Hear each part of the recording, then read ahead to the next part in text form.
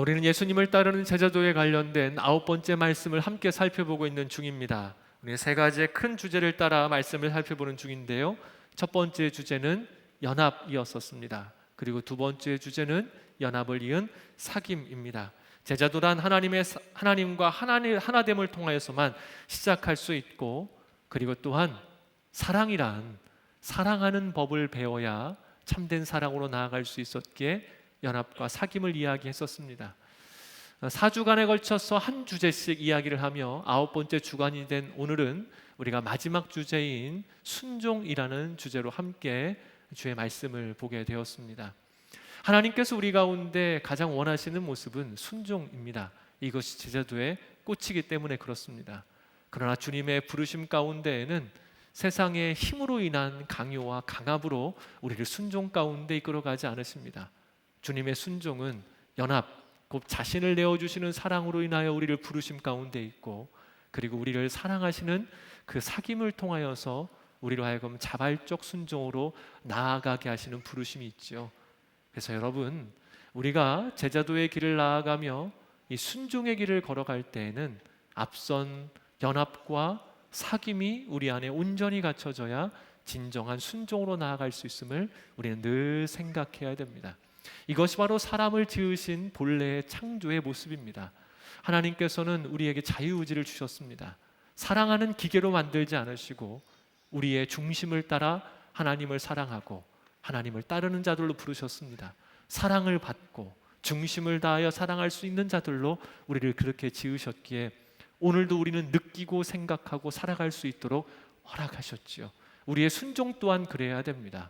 단순히 순종해야 된다라는 구호가 아니라 왜 순종해야 되는지, 순종의 이유가 무엇인지, 그래서 그 순종을 통한 참된 기쁨과 은혜를 우리는 경험할 수 있어야 되는 것이죠.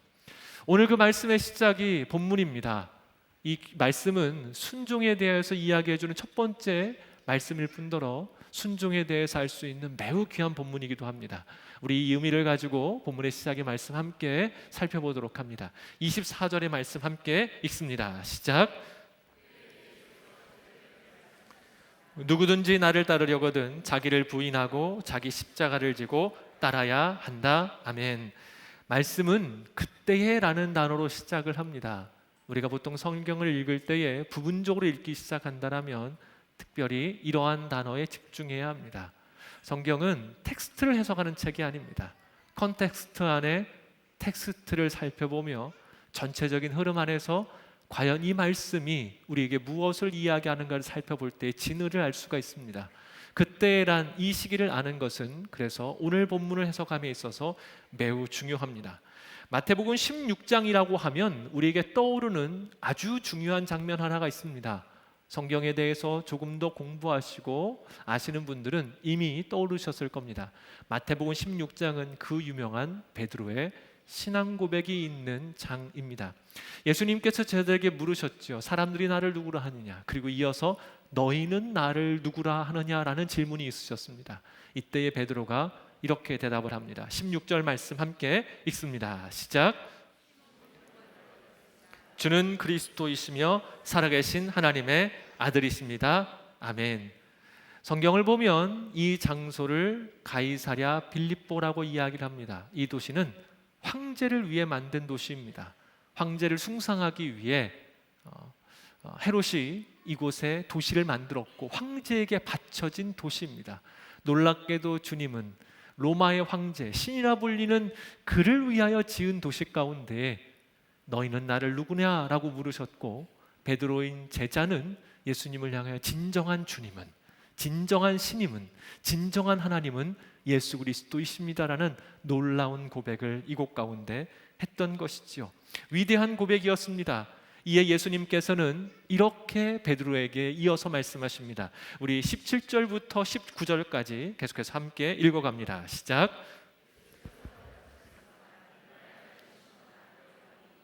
이것을 너에게 계시하신 분은 사람이 아니라 하늘에 계신 내 아버지이시다. 그리고 내가 너에게 말한다. 너는 베드로다. 내가 이 반석 위에 내 교회를 세울 것이니 지옥의 문들이 이것을 이길 수 없을 것이다. 내가 너에게 하늘나라의 열쇠들을 줄 것이다. 무엇이든 네가 땅에서 매면 하늘에서도 매일 것이요 네가 땅에서 풀면 하늘에서도 풀릴 것이다. 아멘. 여러분, 이 말씀이 베드로에게 어떤 의미였을까요? 오늘 본문이 이 말씀이 아니기 때문에 다 이야기할 수 없겠습니다만 베드로에게 이 시간은 인생의 가장 복되고 가장 행복하고 가장 위대한 시간이었을 겁니다. 하지만 예수님께서는 이어서 이 말씀 후에 예루살렘에 올라갈 것을 말씀하셨고, 우리가 잘 아는 것처럼 이때 그 전에 한 번도 말씀하시지 않으셨던 예수님의 고난, 그 십자가의 죽음과 부활에 대한 이야기를 처음으로 말씀하십니다. 예수님의 이러한 말씀이 이어지자 칭찬받았던 베드로입니다. 바로 이어서 베드로가 예수님께 이렇게 이야기를 하는데요, 우리 22절 말씀 계속해서 함께 읽어갑니다. 시작. 예수를 붙들고 거칠게 소리 높였습니다. 주여, 절대로 안 됩니다. 그런 일이 주께 일어나서는 절대로 안 됩니다. 우리말 성경은 점잖게 번역했습니다만 원어 자체를 보게 되면 매우 거센 표현이 담겨져 있습니다. 22절을 계속 좀 보여주시겠습니까? 22절을 보면 이런 표현이 나와 있죠. 예수를 붙들고, 예수님을 붙들었다라는 이 말씀의 직역을 보면 예수님을 데리고 한쪽으로 갔다라는 의미입니다. 여러분, 이게 조금 거칠어지면 이렇게 할 수가 있어요. 주님을 강압적으로 제자가 한쪽으로 끌어갔다라고 이야기할 수 있습니다. 이걸 만약 일반적인 사람들의 표현에 덧붙이자면 멱살이라도 잡고 한쪽으로 끌고 간 형태로 생각해도 이상하지 않을 원어의 거친 표현입니다. 제자였기 때문에 그렇게 할 수는 없었겠습니다만, 여러분, 그 당시에 제자는 스승을 한쪽으로 데려갈 수 없는 위치입니다. 그런데 지금 제자인 베드로가 예수님의 말이 끝나자마자 무엇부터 합니까? 예수님을 강압적으로 데리고 한쪽으로 끌고 갔다라고 이야기를 하고 있습니다. 더군다나 그 뒤에 말씀입니다. 계속해서 본문을 좀 보여주시겠습니까? 그 뒤에 말씀을 보게 되면 거칠게 소리를 높였다라고 본문이 번역되어 있죠. 직역은 이렇습니다. 꾸짖기 시작했다. 베드로가 예수님의 말씀을 듣고 난 뒤에 두 가지 행동을 동시에 보입니다. 제자로서는 도무지 할 수 없었던, 그 당시에 통용할 수 없는 스승을 일방적으로 강하게 끌고 간 모습뿐만이 아니라, 오늘 본문에서는 거칠게 소리를 높였다라고 이야기하고 있습니다만 이걸 아무리 완곡하게 번역을 해도 항변했다. 하지만 실질적인 의미는 꾸짖고 강하게 책망하다라는 의미입니다. 놀랍게도 제자가 그러한 모습을 보였죠. 그리고 지금 말씀을 보시는 것처럼 주여, 계속 보여주십시오. 주여, 절대로 안 됩니다 라는 이 단어를 본래 의미대로 해석하면 이렇습니다. 당신에게 자비롭게 주여라는 의미예요. 이 말이 좀 어색하시죠? 관용구인데, 하나님의 자비로우심을 바라는 관용구인데요, 지금 말씀드렸던 주여 절대로 안 됩니다라는 이 말을, 당신에게 자비롭게 주여라는 말을 우리가 알 수 있는 말들로 그대로 풀어보면 이렇습니다. 하나님께서 예수님께 자비롭게 행하신다면 이런 일을 허락하실 리가 없습니다. 하나님께서 이런 일을 허락하지 않으실 것입니다. 그러니 이것은 하나님의 뜻일 수 없습니다라는 이야기를, 지금 이 짧은 관용구를 그가 빌어서 예수님께 이야기를 하고 있다는 거예요. 여러분, 여기서 세 가지 문제가 있죠. 지금 베드로가 어떤 모습을 보이고 있습니까? 첫 번째, 제자가 스승을 한쪽으로 데려갔다라는 문제. 두 번째, 이제 걷어주셔도 돼요. 두 번째, 이 제자가 스승을 향해 책망을 했다라는 것은, 여러분, 이건 정말로 있을 수 없는 일입니다. 그리고 마지막 세 번째가 무엇입니까? 하나님의 아들로 오신, 하나님의 본체로 오신 그분에게 뭐라고 이야기하고 있는 중입니까? 당신에게 자비롭게 주여. 이 말이 원래대로 풀어서 해석을 하자면, 하나님이 당신에게, 예수님께 자비롭게 행하신다라면 이 일은 일어날 수가 없습니다라는 말이에요. 무슨 말씀이신지 이해가 됩니까? 하나님이신 그분께 하나님의 자비하심을 빌어 예수님에게는 이런 일이 일어나서는 안 된다라고 이야기하고 있는 중이라는 겁니다. 여러분, 이게 말이 되는 이야기입니까? 지금 베드로는 방금 이렇게 고백했어요. 당신은 살아계신 하나님의 아들입니다라고 이야기를 했어요. 그 고백은 당신이 곧 하나님이십니다라는 고백이에요. 그런데 예수님의 말을 듣자마자 뭐라고 이야기하냐면, 하나님께서 자비롭게 행하신다라면 당신에게 이런 일을 허락하실 리가 없다라는 이야기를 하고 있어요. 내가 지금 하나님이라고 고백한 그에게 하나님의 자비로우심이 있다면 이런 일이 있을 수 없다라는 말, 여러분, 이게 지금 방금 전에 이 고백을 한 사람이 지금 이 이야기를 할 수 있는 이야기입니까? 할 수 없는 이야기를 지금 베드로가 영거포하고 있으며 심지어 하나님을 들먹이면서까지 예수님을 강하게 책망하고 있다라는 거예요. 여러분이 만약 예수님이라면 지금 나의 제자가 성령의 인도하심이 아니고서는 할 수 없는 놀라운 고백을 했고, 그래서 나는 그에게 놀라운 축복의 말씀을 전달했는데, 그래서 이들에게 이제는 나의 길을 처음으로 보여주는 그 말을 드디어 이야기를 했는데, 바로 그때 그 제자가 나에게 하나님의 이름까지 들먹이며 이런 표현을 했다면 여러분이라면 뭐라고 말씀하시겠습니까? 그래서 예수님께서 이렇게 이어가는 겁니다. 23절 말씀입니다. 함께 23절 말씀 읽습니다. 시작. 사탄아, 내 뒤로 물러가거라. 너는 나를 넘어뜨리는 걸림돌이다. 네가 하나님의 일은 생각하지 않고 사람의 일만 생각하는구나. 앞서서 분위기 좋았잖아요. 아주 좋은 분위기였었습니다. 여러분, 그런데 이제 베드로의 이야기를 시작해서 분위기가 완전히 반전이 됐어요. 제자는 스승을 일방적으로 한쪽으로 몰아가 책망했고, 하나님의 이름으로 이야기하는 양 예수님을 가르쳤어요. 그러한 이야기를 들은 예수님께서는 제자를 향하여 뭐라고 말씀하십니까?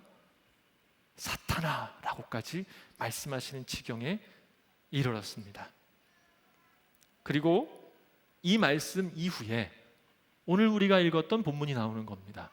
우리 24절인데요, 함께 24절 말씀 읽어보도록 합니다. 시작.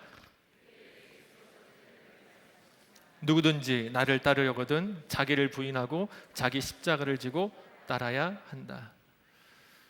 개인적으로 이 말씀을 묵상을 하면서 오늘 우리의 모습과 너무나 닮아 있지 않는가라는 생각을 아주 깊이 하게 되었습니다.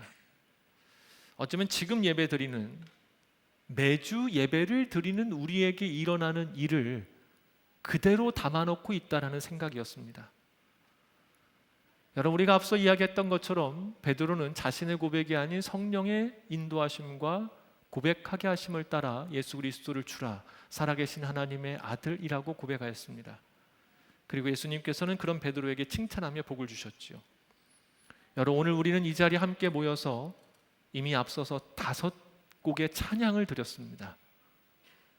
여러분, 이걸 세상 사람들에게 와서 이 찬양을 좀 마음 다해 불러보라라고 이야기한다면, 여러분 주위에 알고 있는 어떤 사람이 와서 이 노래를 부를 수 있을까요? 없을까요? 불가능한 일입니다. 성경이 분명히 이야기합니다. 예수 그리스도를 주라 고백하는 것, 예수 그리스도를 믿는 모든 일들, 그래서 그분을 찬양하고 예배드리며 말씀 듣는 모든 행위는 실질적으로 사람의 힘으로 할 수 있는 일이 아닙니다. 외적으로는 할 수 있겠죠. 그러나 중심을 다한 찬양, 그래서 우리의 선포와 진정한 고백으로 나아가는 일은 오직 성령의 도우심으로만 가능한 일입니다. 오늘 우리가 했던 것이 바로 성령의 도우심을 따라 했던 일이죠. 그리고 오늘 우리는 이 예배, 찬양과 기도와 말씀을 통하여서 주의 임재와 주의 말씀과 주의 음성을 듣습니다. 마치 베드로에게 말씀하신 것처럼 우리에게 오신 주께서 우리 안에 감격과 은혜를 더하시고 우리의 삶의 길들을 보이시고 우리 안에 묶였던 것들을 풀게 하시며 우리의 영혼을 새롭게 하시고 우리의 육신 가운데도 이 예배 가운데 임재하시는 성령의 은혜와 하나님의 그 임재가 우리를 새롭게 하는 놀라운 일들을 경험하게 한다는 것이죠. 그런데 그 뒤가 문제입니다. 그 뒤에 예수님께서는 우리에게 당신을 보이시고 당신의 길을 알게 하십니다. 그런데 그때 우리가 마치 베드로와 같은 모습을 보인다는 것이죠. 하나님의 뜻을 보이실 때 내가 하나님의 길을 가로막습니다. 하나님께서 사랑이 많으신 분이라면 절대 이런 일은 일어날 수 없다라는 이야기를 주님께 합니다. 여러분, 이때 예수님께서 뭐라고 베드로에게 말씀하셨습니까? 사탄아, 내 뒤로 물러가라 라고 말씀하셨습니다. 하늘나라의 열쇠까지 받았습니다. 땅에서 풀면 하늘에서도 풀릴 거라는 놀라운 복의 말씀까지 받은 그입니다. 예수님의 말씀은 너무나 충격적이지요. 그래서 이 말씀이 오늘 우리에게 순종이라는 단어의 의미를 매우 깊게 가르쳐주고 있습니다. 예수님께서 이 말씀 뒤에 24절에서 여러분 뭐라고 말씀하셨습니까? 저를 따라 함께 고백하도록 합니다. 누구든지 나를 따르려거든. 누구든지라는 말은 예외가 없다라는 이야기입니다. 예수님의 제자란 예수님을 따르는 사람이라고, 예수님의 제자로서 정말로 나왔다라면 그가 누가 됐든지 그는 예수님을 따르는 사람이어야 한다라는 이야기를 하시는 중이에요. 다시 한번 베드로에게 하신 책망의 말씀을 보도록 합니다. 뭐라고 말씀하셨다고요? 사탄아, 내 뒤로 물러가라. 우리는 이 말씀을 읽을 때 보통 핵심과 초점을 어디에 둡니까? 사탄에 둬요. 어휴, 주님이 베드로에게 저런 말씀을 다 하셨네. 깜짝 놀랍니다. 그러나 여러분, 23절과 24절의 말씀을 연이어 읽을 때에 우리에게 가장 핵심이 되어야 될 말씀은 바로 이 부분입니다. 내 뒤로라는 단어예요. 예수님께서 베드로의 이야기를 들으시고 베드로를 꾸중하신 뒤에 24절을 통해 다시금 베드로를 온전한 길로 인도하시기 위해 주신 말씀이 무엇이라고요? 누구든지 나를 따르려거든 이라고 말씀하셨습니다.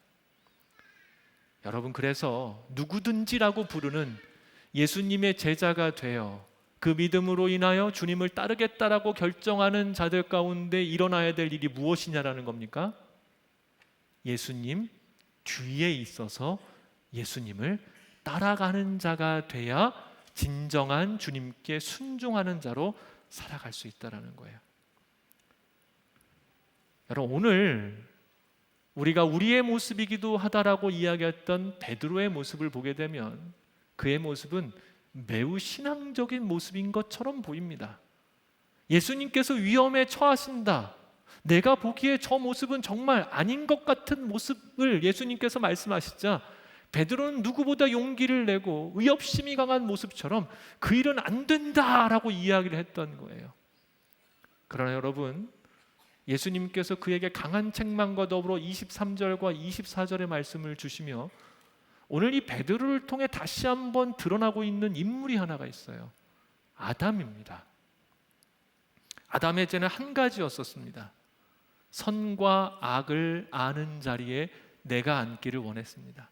다시 말씀드리면 판단과 결정의 자리에 내가 서겠다고 한 것이 아담의 범죄였었습니다. 그래서 아담은 타락하게 되었고 영원한 죽음에 이를 수밖에 없었다라는 거예요. 우리는 피조물입니다. 선과 악의 판단은 우리의 영역이 아니에요. 하나님이 결정하시면 그것이 완전한 선인 줄로 믿습니다. 이게 우리의 고백이어야 된다는 거예요. 근데 아담은 자신이 그 자리에 이르기를 원했어요. 여러분, 준비가 안 되어 있는데 넘치는 것이 임하게 되면 어떻게 되는 줄 아십니까? 그도 망하고 그 일도 망하게 돼요. 사람은 그럴 존재로 지어지지 않았습니다. 우리는 선과 악을 판단할 수 있는 존재가 아니에요. 오늘 베드로가 한 문제가 무엇입니까? 내가 하나님으로 고백한 그분이 이제 이 일을 감당해야겠다라고 말씀하셨는데 지금 그 일의 선과 악, 그 일의 옳고 그름을 지금 누가 판단했습니까? 베드로가 판단했다라는 데 가장 큰 문제입니다. 그러면서 예수님을 자신의 방향으로 이끌어버리고 예수님을 책망하고 더군다나 하나님의 이름을 들어 예수님의 길을 아주 강하게 꾸짖었다라는 것이죠. 여러분, 우리는 분명히 예수님을 믿습니다. 그분을 주님이시라고 고백해요. 하나님을 완전하신 분, 위대하신 하나님, 만물의 창조자, 주권자라고 선언합니다. 그러나 오늘을 살아가는 실제 성도의 모습은 어떻습니까? 믿지만 믿지 못하는 모습으로 살아가요. 묻고 기다리며 하나님을 바라는 일보다 내가 원하는 시간, 내가 원하는 때, 내가 원하는 방법으로 주님의 일이 일어나기를 바라는 것, 실제 우리의 마음입니다. 하나님께서 일하셔야 한다는, 내가 원하는 그 방법과 시간에 주께서 일하셔야 한다라는 마음이 우리 안에는 가득해요. 그래서 우리는 기도한다고 하면서 우리의 시간과 방법과 모습으로 주님의 일이 일어나지 않으면 뭐라고 이야기합니까? 이렇게 원망과 불평을 쏟아놨습니다. 내가 기도했는데, 내가 이렇게까지 기도했는데.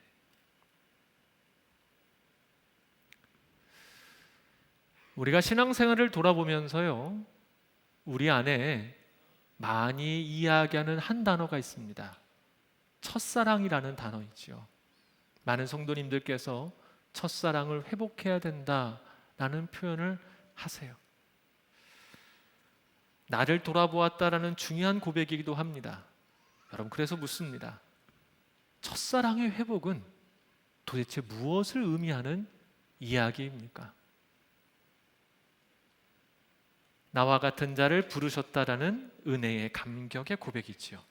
나와 같은 자를 사랑하시고 나와 같은 자를 백성 삼으셨고 왕 같은 제사장으로 친구로 부르셨다라는 놀라운 부르심의 감격이 내 가운데 있어야 함을 이야기하는 것이 바로 첫사랑의 고백입니다.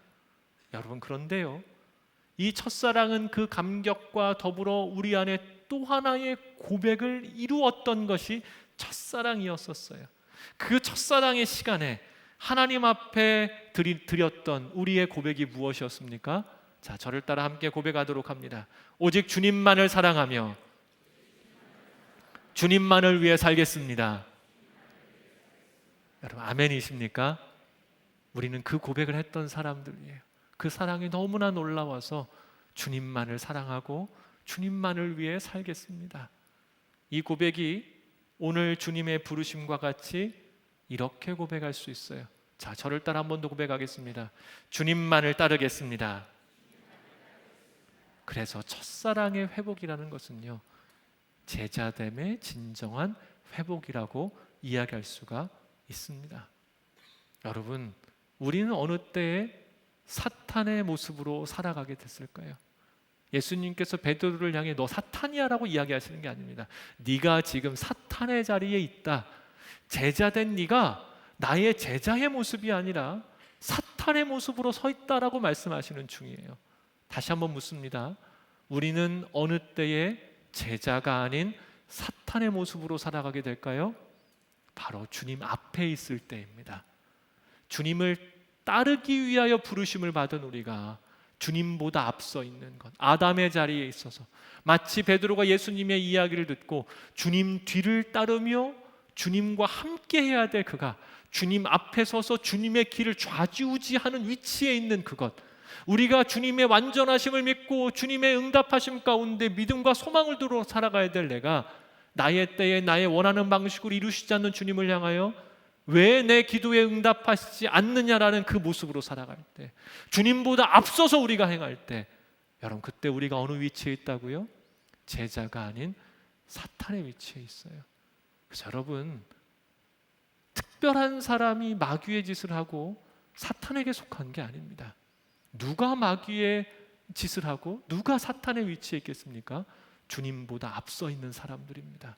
제자는 주님을 따르는 사람들이에요.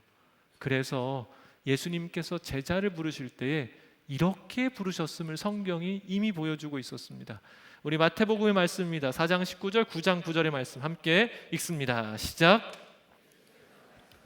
와서 나를 따라라.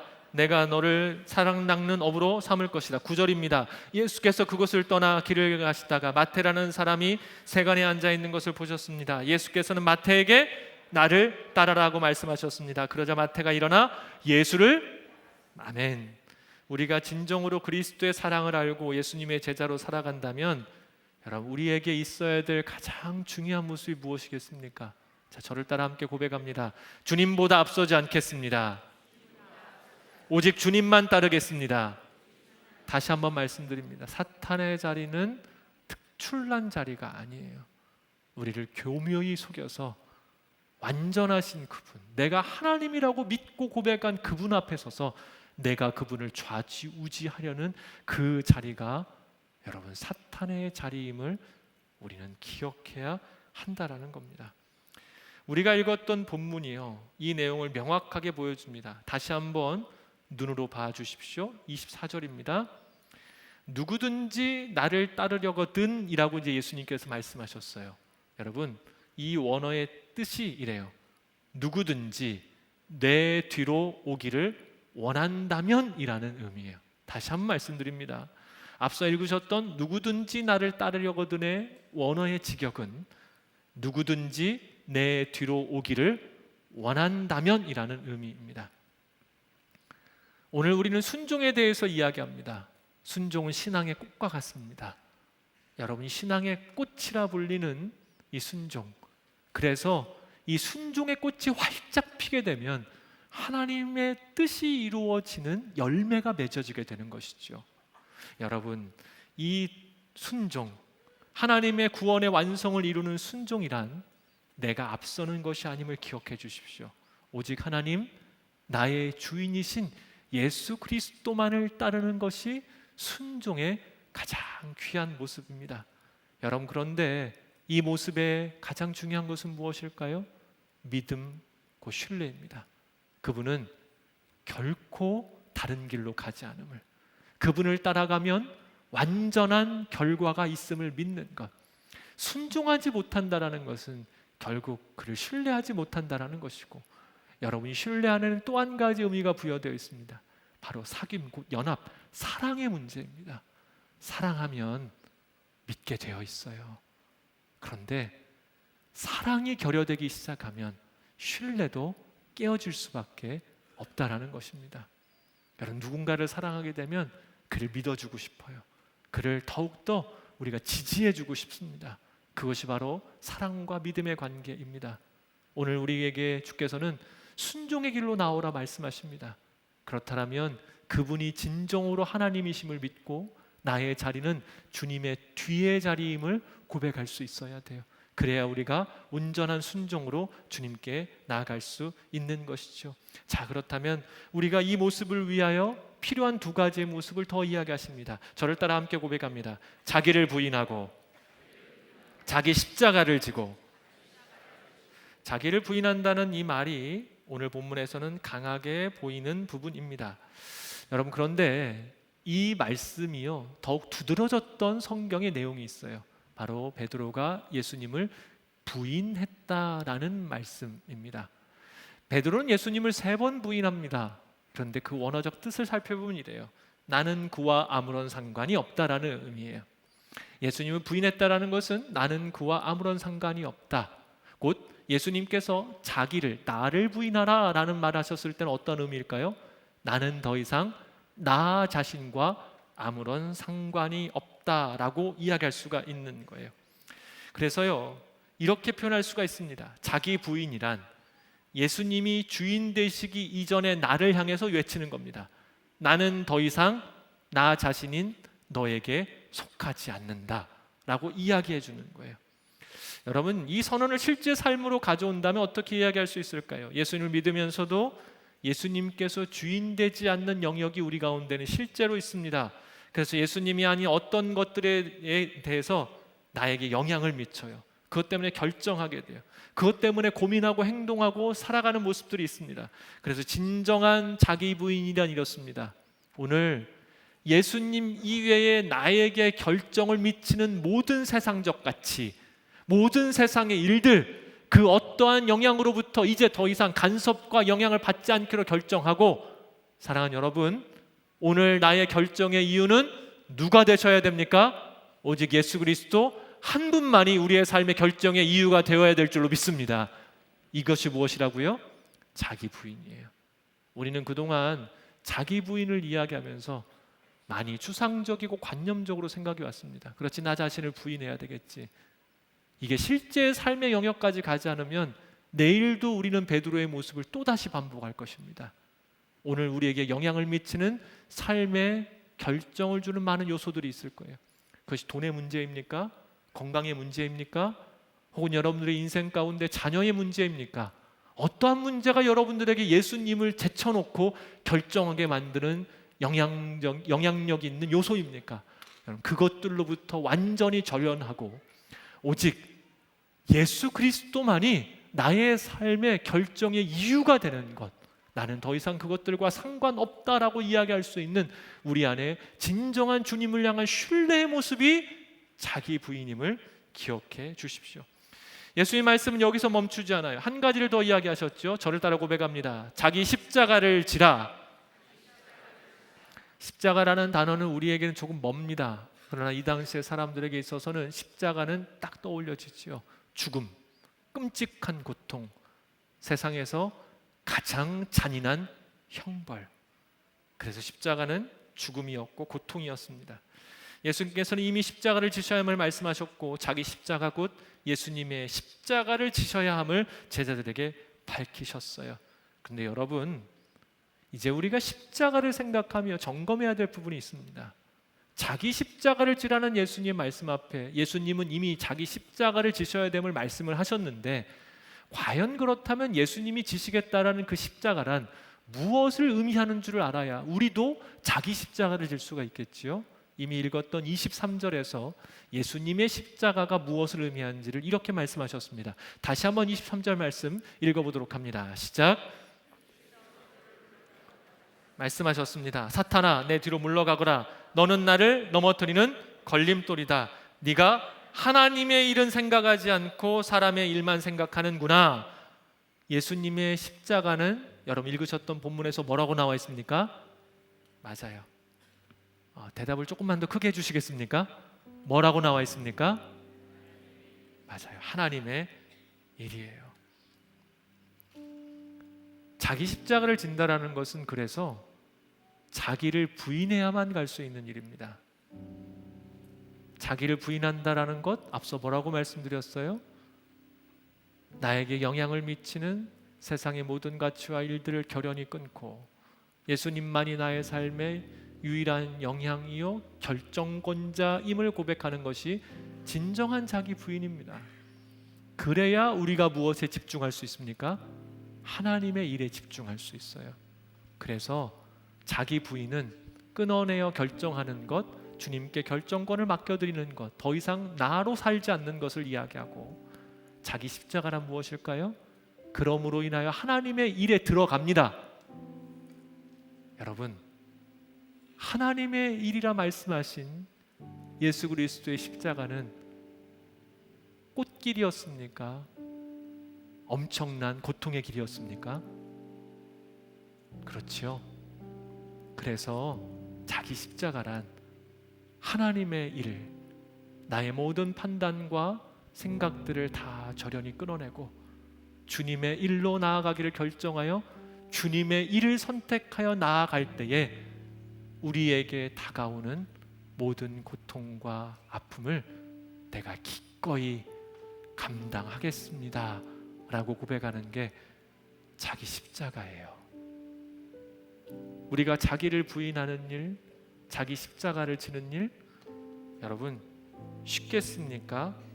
어렵겠습니까? 그래서 순종은 어렵습니다. 오늘 순종의 모습으로 우리를 부르신 주님, 그런데 이 첫 번째 시작을 기억해 주십시오. 나를 따르라입니다.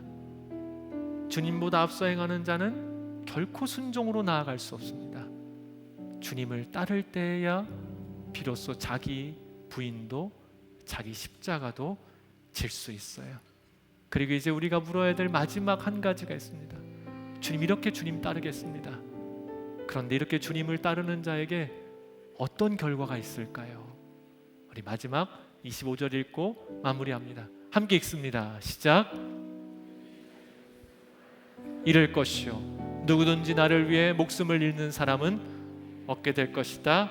아멘. 여러분, 아멘이십니까? 여러분은 오늘 생명을 가진 자로 살고 계십니까? 오늘을 살아가며 너무나 힘겨워서 오늘의 삶 가운데 생명력 없는 자처럼 살고 계십니까? 문제는 환경일까요? 아니면 여전히 주님을 믿는다 이야기하지만 주님보다 앞서 행하며 주님을 끌고 가려는 나의 이기적 욕망일까요? 오늘 주께서는 주께 나온 우리에게 생명 주시기를 원하시는 줄로 믿습니다. 그 은혜를 누리십시오. 방법은 주님을 따르고 자기를 부인하고 자기 십자가를 지는 일입니다. 사랑하는 여러분, 그 생명의 역사가 오늘 여러분들 가운데 온전히 임하기를 주님의 이름으로 축복합니다. 기도하겠습니다. 사랑하는 주님, 말씀을 통하여 우리 모습을 돌아보게 하시고 우리를 생명의 길로 인도하시려는 주님의 말씀을 주시니 감사합니다. 우리가 관념적으로만 생각했습니다. 이 모든 것들을 내려놓습니다. 주님보다 앞서 행하지 않겠습니다. 주님을 따르겠습니다. 주님이 그러하신 것처럼 자기를 부인하고 자기 십자가를 지겠습니다. 이 고백과 말씀을 의지하여 나아가는 모든 이들마다 참된 생명에 거하게 하여 주시옵소서. 이루실 주의 은혜에 감사드리오며 예수님의 이름으로 기도드립니다.